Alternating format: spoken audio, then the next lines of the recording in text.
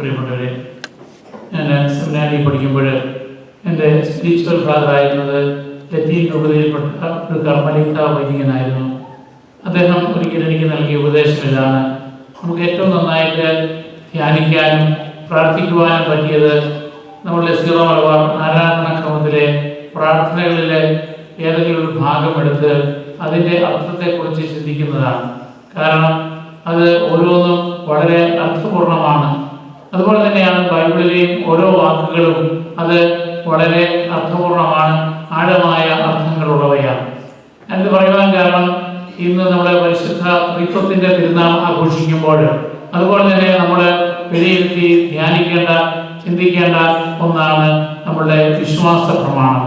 അത് നമ്മളുടെ വിശുദ്ധ കുർബാന അർപ്പിക്കുമ്പോഴും കരുണക്കൊന്ത ചെല്ലുമ്പോഴും ജപമാല ചെല്ലുമ്പോഴും മറ്റു കുദാശകളോടനുബന്ധിച്ചുമൊക്കെ നമ്മൾ വിശ്വാസ പ്രമാണം ചെല്ലാറുണ്ട്. പക്ഷെ നമ്മളത് സുപരിചിതമായതുകൊണ്ട് ഒരു ഒഴുക്കിനൊക്കെ ചെല്ലിപ്പോവും. അതിൻ്റെ അർത്ഥത്തെക്കുറിച്ച് പലപ്പോഴും നമ്മൾ ചിന്തിക്കാറില്ല. രണ്ട് തരത്തിലുള്ള വിശ്വാസ പ്രമാണമാണ് സഭയിലുള്ളത്.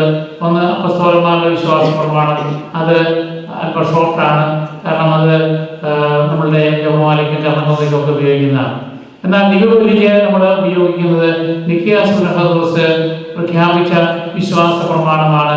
അത് ക്രിസ്തുവർഷം 325 നിക്കിയയിൽ വെച്ച് മോൺസിനറി ചക്രവർത്തിയുടെ നേതൃത്വത്തിൽ സഭാപിതാക്കന്മാരെ എല്ലാം വിളിച്ച് അക്കാലത്തുണ്ടായിരുന്ന വ്യത്യസ്തമായ കാഴ്ചപ്പാടുകളെല്ലാം ഏകീകരിക്കുന്നതിന് വേണ്ടി ചെയ്തതും പിന്നീട് 381 കോൺസ്റ്റാന്റിനോപ്പിളിൽ നടത്തിയ ആദ്യത്തെ സുന്നഹദോസിൽ വെച്ച് വീണ്ടും അത് പരിഷ്കരിക്കുകയും ചെയ്ത് ക്രമപ്പെടുത്തിയിട്ടുള്ളതാണ്.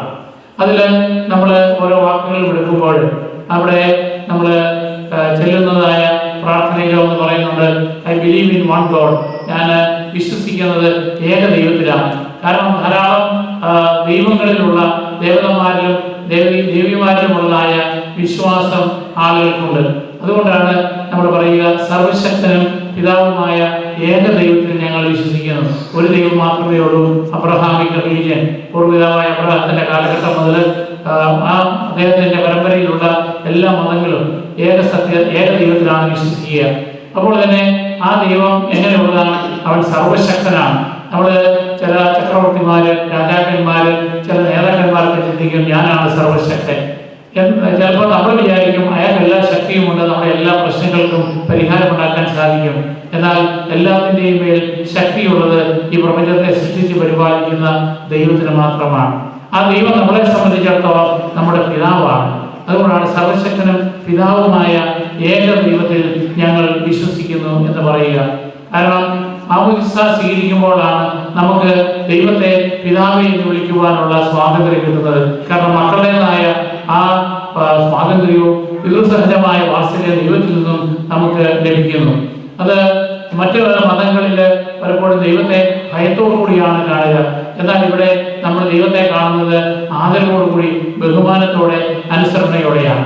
വീണ്ടും നമ്മൾ പറയുകയാണ്, ദൃശ്യവും അദൃശ്യവുമായ സകലത്തിന്റെയും സൃഷ്ടാവിൽ ഞങ്ങൾ വിശ്വസിക്കുന്നു. നമുക്ക് എല്ലാം ഈ പ്രപഞ്ചത്തിൽ നമ്മൾ കാണുന്നില്ല. ഈ ഭൂമിയിലാണ് നമ്മൾ ജീവിക്കുന്നെങ്കിലും ഈ ഭൂമിയുടെ 3 ഘടകങ്ങളുണ്ട്. കടലുണ്ട്, അതുപോലെ തന്നെ കരഭൂമിയുണ്ട്, വായുവുണ്ട്, അല്ലെങ്കിൽ ആകാശമുണ്ട്. പക്ഷേ ഇതിന്റെ എല്ലാ ഭാഗവും നമുക്ക് ദൃശ്യമല്ല. യന്ത്രാത്തിനെ കുറിച്ച് ശാസ്ത്രജ്ഞന്മാർക്ക് ഇതുവരെ ഗവേഷണം നടത്തുവാനായിട്ട് സാധിച്ചിട്ടുമില്ല. അതുകൊണ്ടാണ് ആകാശവും ഭൂമിയും സൃഷ്ടിച്ച, അല്ലെങ്കിൽ സ്വർഗവും ഭൂമിയും സൃഷ്ടിച്ച ദൃശ്യവും അദൃശ്യവുമായ എല്ലാത്തിൻ്റെയും സൃഷ്ടാവ് അത് നമ്മുടെ ഈ ദൈവമാണ് എന്ന് നമ്മൾ വിശ്വസിക്കുന്നു. പിന്നെ അതിനുശേഷം നമ്മൾ പുത്രനായ ദൈവത്തിലേക്ക് കിടക്കുകയാണ്. പുത്രനായ ദൈവത്തെ കുറിച്ചാണ് കൂടുതൽ വിശദീകരണം വിശ്വാസ പ്രമാണത്തിൽ നൽകുക. അവിടെയും ഏകത്വം എടുത്ത് പറയുകയാണ്. അതായത് ദൈവത്തിന്റെ ഏകപുത്രനാണ്. നമ്മളെല്ലാവരും ദൈവത്തിന്റെ പുത്രന്മാരല്ലേ? തീർച്ചയായും നമ്മളെല്ലാവരും ദൈവത്തിന്റെ പുത്രനും പുത്രിമാരുമാണ്. ആദാം ദൈവം നേരിട്ട് സൃഷ്ടിച്ച ആളാണ്. ഹവ്വ ദൈവം നേരിട്ട് സൃഷ്ടിച്ച സ്ത്രീയാണ്. അവരെല്ലാം ദൈവത്തിന്റെ മക്കളാണ്. അതുപോലെ തന്നെ വിശ്വാസത്തിൽ ദൈവത്തിന്റെ മക്കളായിട്ട് പ്രത്യേകം തിരഞ്ഞെടുക്കപ്പെട്ടതാണ് അബ്രാഹവും ഇസ്ഹാക്കും യാക്കോബും, യാക്കോബിന്റെ സന്താന പരമ്പരകളായ ഇസ്മായിൽ, ജനതയും. പക്ഷേ അവരിൽ നിന്നെല്ലാം വ്യത്യസ്തമാണ് ഈശോ മിശിഹ. അതുകൊണ്ടാണ് അവൻ ദൈവത്തിന്റെ ഏകപുത്രനാണ്. കാരണം അവൻ സത്തയിൽ ഒന്നാണ് എന്നുള്ള വ്യത്യാസമാണുള്ളത്. സകല സൃഷ്ടികൾക്ക് മുമ്പുള്ള ആദ്യജാതനാണ് അവൻ. ഈ പ്രപഞ്ചത്തെ മുഴുവനും സൃഷ്ടിക്കുന്നതിന് മുമ്പ് തന്നെ ദൈവത്തോടൊപ്പം ഉണ്ടായിരുന്നവരാണ്. നമ്മുടെ സൃഷ്ടി എന്ന് പറയുമ്പോൾ ഈ പുത്രനായ ദൈവത്തെ കുറിച്ച് കാണുന്നത് പിതാവ് ജന്മം കൊടുത്തു എന്നുള്ളതിലല്ല, പിതാവിനോടുകൂടി എക്കാലവും ഉള്ള ഒരുവനാണ്. അവൻ യുഗങ്ങൾക്കെല്ലാം മുമ്പ് തന്നെ പിതാവിൽ നിന്ന് ജനിച്ചവനാണ്. എല്ലാ യുഗങ്ങളും നമുക്കറിയാവുന്ന യുഗങ്ങളെ കുറിച്ച് ഉണ്ടാകുന്നതിനെ കുറിച്ച് മുമ്പ് തന്നെ പിതാവിനോടൊപ്പമുണ്ട്. പരിശുദ്ധ തൃത്വത്തെ കുറിച്ചുള്ള ഒരു പ്രത്യേകത അത് മുഴുവനായി മനസ്സിലാക്കുവാൻ മനുഷ്യന്റെ ബുദ്ധിക്ക് സാധ്യമല്ല. കാരണം ദൈവത്തിന്റെ സമനായി മറ്റാരുമില്ല. മറ്റൊന്നിനോടും ഉപമിക്കാനായിട്ടൊക്കെ പല വേദപണ്ഡിതന്മാര് പരിശ്രമിക്കാറുണ്ട് എങ്കിലും അതിന് സമാനമായ മറ്റൊന്നില്ലാത്തത് കൊണ്ടാണ് അത് വിശ്വാസത്തിന്റെ രഹസ്യമായിട്ട് നമ്മൾ കണക്കാക്കപ്പെടുക. അതുപോലെ തന്നെ സൃഷ്ടിക്കപ്പെടാത്തവനും ഏക കർത്താവുമായ ഈശോ മിശിഹായിലാണ് നമ്മൾ വിശ്വസിക്കുക. അവനെ സൃഷ്ടിച്ചിട്ടില്ല, പിതാവിന്റെ പുത്രനായിട്ട് നമ്മൾ കണക്കാക്കുന്നു. പക്ഷേ അവനെ സൃഷ്ടിക്കപ്പെടാത്തവനാണ്. അതുപോലെ തന്നെ ഏക കർത്താവാണ്. അവിടെയാണ് ഏകത്വം വീണ്ടും എടുത്തു പറയുകയാണ്. അതുപോലെ തന്നെ ഈശോ മിശിഹ, ആ രണ്ട് വാക്കുകൾക്കും അർത്ഥമുണ്ട്. ഈശോ എന്ന് പറഞ്ഞാൽ ജോഷുവ എന്നാണ്. ഗോഡ് സേവ്സ്, യാഹ്വേ സേവ്സ്, ദൈവം രക്ഷിക്കുന്നു. അതാണ് ഈ ഐസിയ, ജോഷുവ, ഈശോ എന്നൊക്കെയുള്ള വാക്കിന്റെ അർത്ഥം. അതുകൊണ്ട് ദൈവം നമ്മളെ രക്ഷിക്കുവാൻ വേണ്ടി അയച്ചവനാണ് എന്നുള്ള അർത്ഥത്തിലാണ് ജീസസ് എന്നുള്ള വാക്ക്, ഈശോ എന്നുള്ള വാക്ക് ഉപയോഗിക്കുക. മിശിഹ എന്ന് പറഞ്ഞാൽ അനോയിന്റഡ് ആണ്. അനോയിന്റഡ് പഴയ നിയമകാലം മുതൽ തന്നെ 3 തരം ആളുകൾ അനോയിന്റഡ് ആണ്. രാജാക്കന്മാര്, പുരോഹിതന്മാര്, പ്രവാചകന്മാര്. അവരെ ഒലിവ് തൈലം കൊണ്ട് അഭിഷേകം ചെയ്യുമായിരുന്നു. അങ്ങനെ ദൈവത്താൽ അഭിഷക്തനായ, പരിശുദ്ധാത്മാവിനാലാണ് ഈശോ മിശിഹ കന്യകയിൽ നിന്ന് ഗർഭം ധരിക്കുക. പരിശുദ്ധാത്മാവ് വന്നിട്ടാണ് ഈശോ തന്റെ പരസ്യ ജീവിതം ആരംഭിക്കുക. നമ്മുടെ പിതാവും പുത്രനും പരിശുദ്ധാത്മാവും തമ്മിലുള്ള വലിയ ഒരു ബന്ധവും ഐക്യവും നമ്മൾ എപ്പോഴും കാണുന്നുണ്ട്. അങ്ങനെയുള്ള ഈശോ മിശിഹായെ നമ്മൾ വിശ്വസിക്കുന്നു. അവിടുന്ന് സത്യദൈവത്തിൽ നിന്നുള്ള സത്യദൈവമാണ്. അതായത് ദൈവം മാത്രമാണ് സത്യം. നമുക്കൊക്കെ അറിവിന് പരിമിതികളുണ്ട്. അപ്പൊ അതുകൊണ്ട് നമ്മൾ പറയുന്നതെല്ലാം സത്യമല്ല. ചിലതൊക്കെ നമ്മുടെ പൊട്ടത്തരങ്ങളാണ് വിളിച്ചു പറയുന്നത്. പക്ഷെ സത്യമാണെന്നാണ് നമ്മൾ വിശ്വസിക്കുക. പക്ഷെ സത്യം എന്ന് പറയുന്നത് അറിയാവുന്നത് ദൈവത്തിന് മാത്രമാണ്. ആ സത്യദൈവത്തിൽ നിന്നുള്ള സത്യദൈവമാണ് ഈശോ മിശിഹ എന്ന് നമ്മൾ ഏറ്റു പറയുന്നു. ഇത് എങ്ങനെ പറയുകയാണ്? പിതാവിനോടുകൂടി ഏക സത്തയുമാകുന്നു. പിതാവിന്റെ കൂടെ ഏക സത്ത എന്ന് പറയുന്നത് നമുക്കറിയാം. മൈക്കലാഞ്ചലോ ഒരു സൃഷ്ടി നടത്തി. അതാണ് നമ്മളെല്ലാം അറിയാവുന്ന പിയേറ്റ. അതുപോലെ ധാരാളം കലാരൂപങ്ങൾ അദ്ദേഹം സൃഷ്ടിച്ചിട്ടുണ്ട്.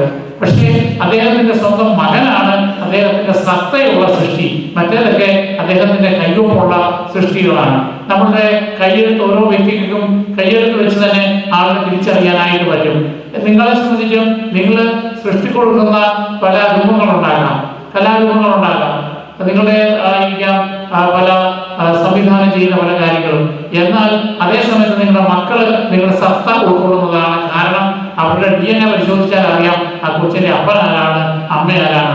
അപ്പനെ സംബന്ധിച്ച് കോൺട്രവേഴ്സി ഉണ്ടായ DNA പരിശോധനയിലൂടെയാണ് അത് തിരിച്ച് തെളിവെടുക്കുക. അപ്പൊ കാരണം നമ്മളുടെ അപ്പന്റെയും വല്യപ്പന്റെയും വല്യമ്മയുടെയും അമ്മയുടെയും ആ അമ്മയുടെ വംശത്തിലുള്ളവരുടെയും എല്ലാം DNA അങ്ങനെ നൂറ്റാണ്ടുകളായിട്ടുള്ളതെല്ലാം നമ്മുടെ ശരീരത്തിന്റെ ഓരോ അണുവിലും ഉണ്ട്. അത് നമ്മുടെ സത്തയുടെ ഭാഗമാണ്. അങ്ങനെ നമ്മൾ ചെന്നെത്തിയാൽ ആദാം വരെ അല്ലെങ്കിൽ നോഹം വരെ നമ്മളുടെ ആ ജീനിയോളജി, നമ്മളുടെ ജീൻസ് നമ്മളിലുണ്ട്. അത് ദൈവത്തിന് നൽകിയ സത്തയാണ്. പക്ഷെ അതുപോലെയല്ല പുത്രനായ ദൈവം. പിതാവിന്റെ സത്തയാണ്, പിതാവിന്റെ സൃഷ്ടിയാണ് ബാക്കി നമ്മൾ എല്ലാവരും.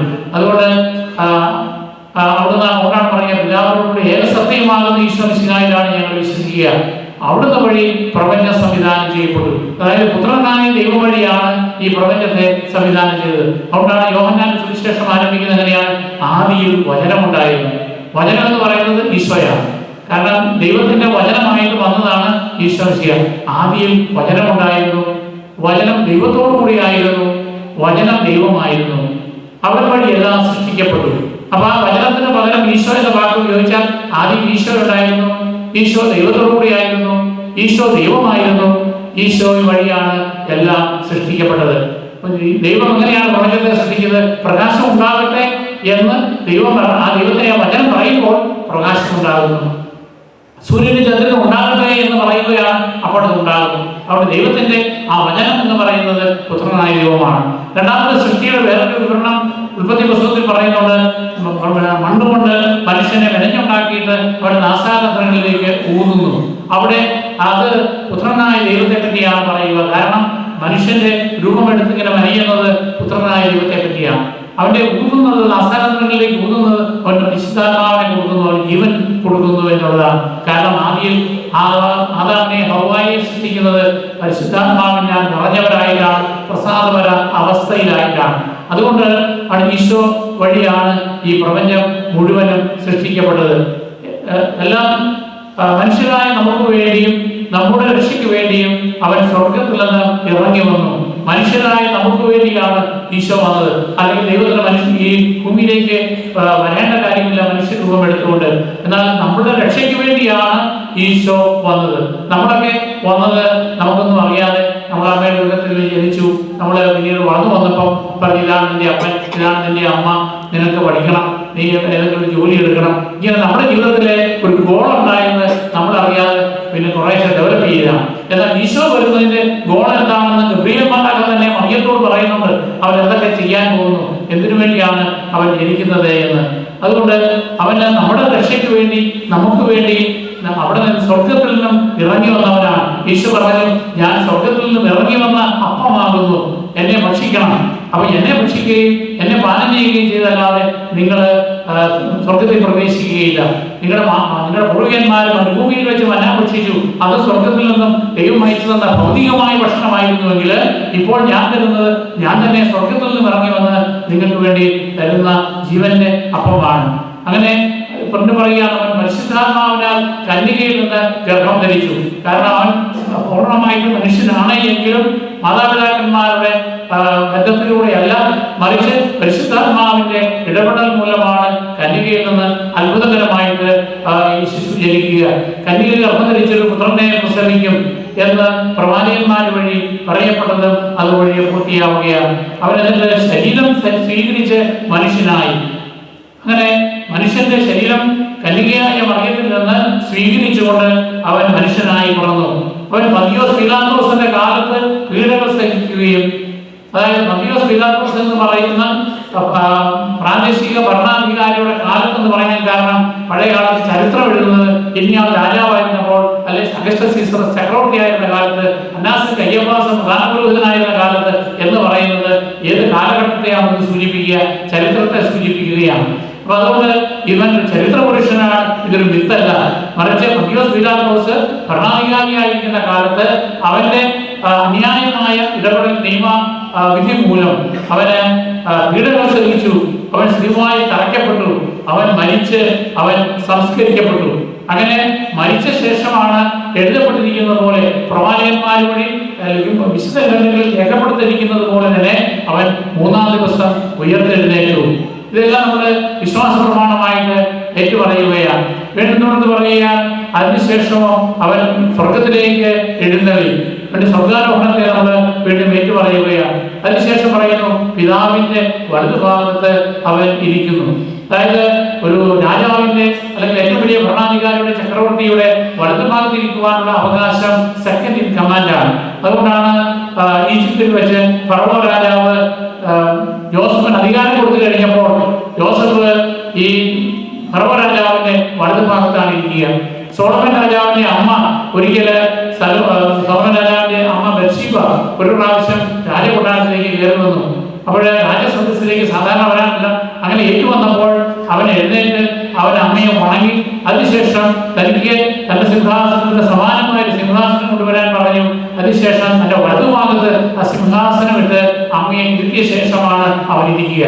അതായത് തന്റെ വലതുഭാഗത്ത് ആരാണ് ഇരിക്കുക? താൻ കഴിഞ്ഞാൽ പിന്നെ അധികാരമുള്ളവനാണ്. അതുകൊണ്ടാണ് പിതാവിന്റെ വലതുഭാഗത്ത് അവൻ ഉപവിഷ്ടനായി അല്ലെങ്കിൽ അവൻ ഇരിക്കുന്നു. ഇരിക്കുക എന്ന് പറഞ്ഞാൽ അവന്റെ നിന്നുകൊണ്ടാണ് കാര്യങ്ങളെല്ലാം ചെയ്യുക. അതിനുശേഷം വന്ന് ഇരിക്കുക എന്ന് പറഞ്ഞാൽ തന്റെ ഈ ഭൂമിയിലെ ദൗത്യം പൂർത്തിയാക്കിയ ശേഷം അവൻ അവിടെ ഇരിക്കുന്നു.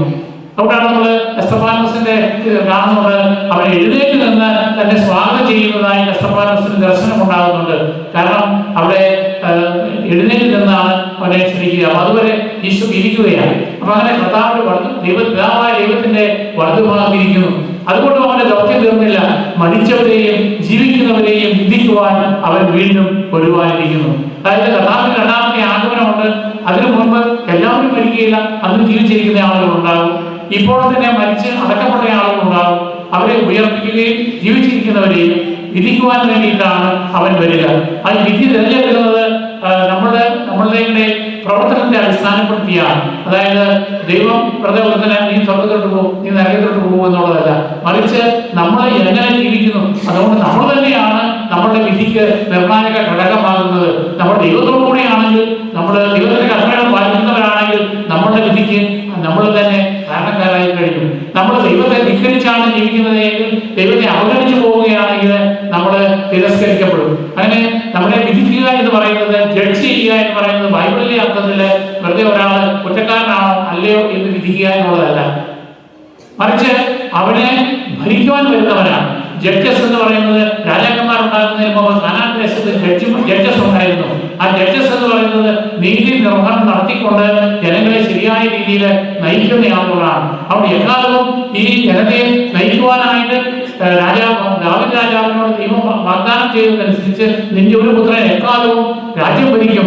ആ എക്കാലവും രാജ്യം ഭരിക്കുവാനുള്ള ഈശോയാണ് ആ ഭൗതികമായിട്ട് സഭയെ സ്ഥാപിച്ചതും വീണ്ടും താൻ തിരിച്ചു വരുമ്പോൾ എക്കാലത്തേക്കുമായിട്ട് രാജ്യം ഭരിക്കുന്നതും. അതുകൊണ്ട് മരിച്ചവരെയും ജീവിക്കുന്നവരെയും ഭരിക്കുവാൻ, നയിക്കുവാൻ വേണ്ടിയിട്ട് അവൻ വീണ്ടും വരുവാനിരിക്കുന്നു. വീണ്ടും നമ്മള് പരിശുദ്ധാത്മാവിലേക്ക് കിടക്കുകയാണ്. പിതാവിൽ നിന്നും പുത്രനിൽ നിന്നും പുറപ്പെടുന്ന സത്യാത്മാവും ജീവദാതാവുമായ ഏക പരിശുദ്ധാത്മാവിൽ ഞങ്ങൾ വിശ്വസിക്കുന്നു. പരിശുദ്ധാത്മാവിന്റെയും അവിടെ ഏകത്വത്തെ പറയുകയാണ്. ഇതുപോലെ വേറെ ഒരു ആത്മാവില്ല, ഏക പരിശുദ്ധാത്മാവാണ്. അപ്പൊ ഏക പിതാവ്, ഏക പുത്രൻ, ഏക പരിശുദ്ധാത്മാവ്, ഇത്രയുമാണ് മൂന്നാമതായിട്ട് നമ്മൾ കാണുക.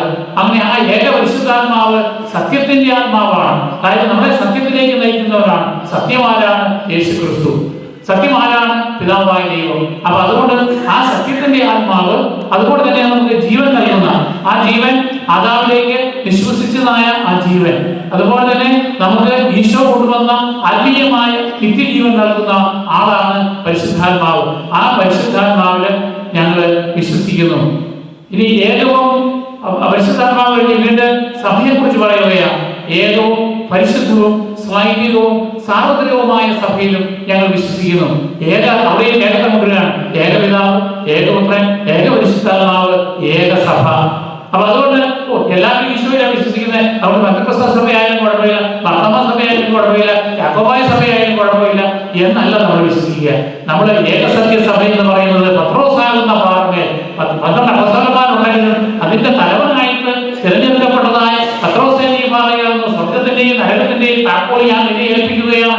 നീ കെട്ടുന്നത് കെട്ടപ്പെടും, നീ അഴിക്കുന്നത് അഴിക്കപ്പെടും. അപ്പൊ അതുകൊണ്ട് മാർപ്പാപ്പായുടെ ആ നേതൃത്വത്തിലുള്ളതായ പത്രോസിന്റെ പിൻഗാമികളിലുള്ള ആ സഭയിലാണ് നമ്മൾ വിശ്വസിക്കുക.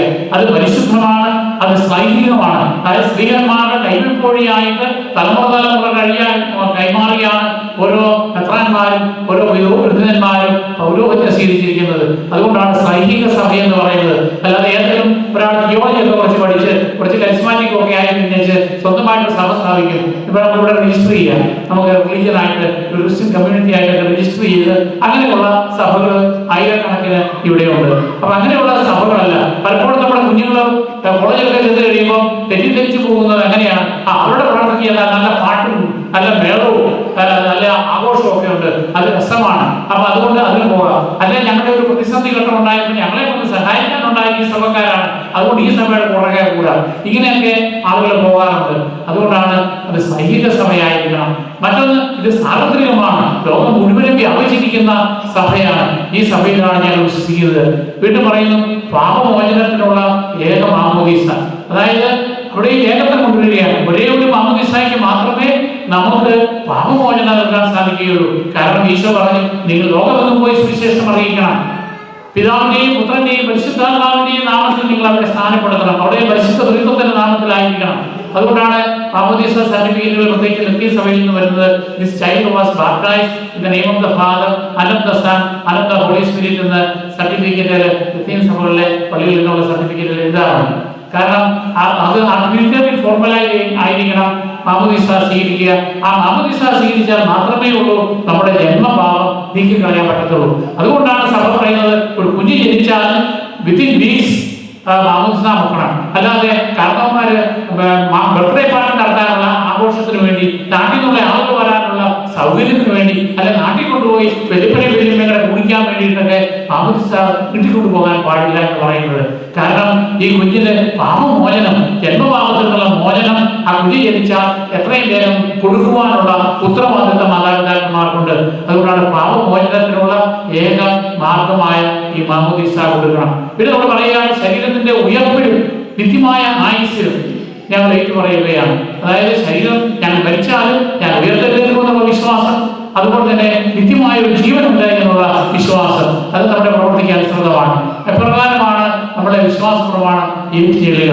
അതുകൊണ്ട് വളരെ ആഴമായ അർത്ഥത്തോടു കൂടിയാണ് ഈ വിശ്വാസ പ്രമാണം നിക്കിയ സൂനഹദോസ് ഡിഫൈൻ ചെയ്യുന്നതും ഒന്നാം കോൺസ്റ്റാന്റിനോപ്പിൾ കൗൺസിലിലെ അത് പൂർണ്ണമാക്കിയത്. അതുകൊണ്ട് നമ്മൾ എഴുതിയിരുന്ന ആ വിശ്വാസത്തിനനുസരിച്ച് ജീവിച്ചുകൊണ്ട് പിതാവിനെയും പുത്രനെയും പരിശുദ്ധാത്മാവിനെയും മഹത്വപ്പെടുത്തിക്കൊണ്ട് നമുക്ക് ജീവിക്കുവാൻ സാധിക്കണം. നമ്മുടെ മാമോദീസായ പിതാവിന്റെയും പുത്രന്റെയും പരിശുദ്ധാത്മാവിന്റെയും നാമത്തിൽ തുടങ്ങുന്ന നമ്മുടെ ക്രൈസ്തവ ജീവിതത്തിൽ എപ്പോഴും നമ്മൾ എല്ലാ പ്രാർത്ഥനകളും ആരംഭിക്കുന്നത് പിതാവിന്റെയും പുത്രന്റെയും പരിശുദ്ധാത്മാവിന്റെയും നാമത്തിൽ എന്ന് പറഞ്ഞുകൊണ്ടാണ്. നമ്മുടെ പ്രാർത്ഥന അവസാനിപ്പിക്കുന്നത് നിത്യപിതാവും പുത്രനും പരിശുദ്ധാത്മാവുമായ സർവേശ്വര എന്ന് പറഞ്ഞുകൊണ്ടാണ്. നമ്മുടെ കുർബാനയിലും ഉദാശകളുടെയും ഒക്കെ അവസാനത്തിൽ പുരോഹിതൻ ആശീർവദിക്കുന്നതും പിതാവിന്റെയും പുത്രന്റെയും പരിശുദ്ധാത്മാവിന്റെയും നാമത്തിലാണ്. നമ്മുടെ വിശുദ്ധന്മാരെ ഒക്കെ ആദരിച്ചാൽ അവർ മധ്യസ്ഥന്മാരെ മാത്രമാണ്. നമുക്ക് ദൈവത്തിനെ അനുഗ്രഹം നൽകുന്നത് ദൈവം എന്ന് പറയുന്നത് ഈ ത്രിത്വമാണ്, പരിശുദ്ധ ത്രിത്വമാണ്, പിതാവും പുത്രനും പരിശുദ്ധാത്മാവുമാണ് എന്നുള്ള ബോധ്യത്തോടുകൂടി നമുക്ക് ജീവിക്കുവാനും ആ പരിശുദ്ധ ത്രിത്വത്തിന്റെ അനുഗ്രഹത്തിനായിട്ട് നമുക്ക് ഇത് അപേക്ഷിക്കുകയും ചെയ്യും.